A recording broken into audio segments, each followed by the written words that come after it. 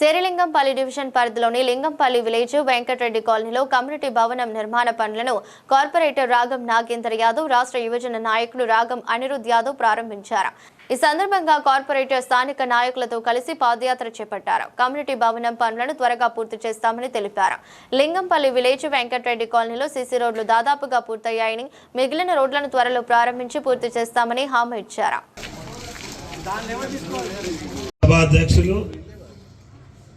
గ్రామ village development committee అధ్యక్షుడు, గ్రామ కమిటీ అధ్యక్షుడు రవి యాదవ్ గారు, వేదికను అలంకరించినటువంటి పెద్దలు అన్న వీరేశమన్న గారు, ఏఈ గారు, భాస్కర్ గారు, వెంకటేశ్వరరావు గారు, రెడ్డి గారు, బాలరాజు గారు, ఈరోజు శేరిలింగంపల్లి 2016లో నేను కార్పొరేటర్గా నిలబడ్డప్పుడు మీరందరి అండతోని నేను గెలుపొందడం జరిగింది 2 పర్యాయాలు.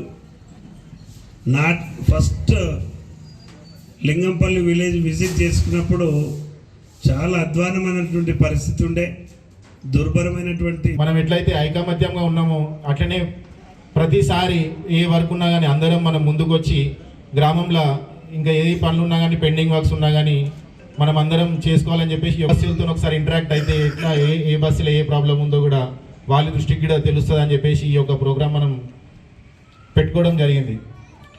ఇప్పుడు మన అన్నగారు కొబ్బరికాయ కొట్టి స్టార్ట్ చేస్తారు కాబట్టి వాళ్ళ యొక్క please like and share, subscribe to BCN Telugu News.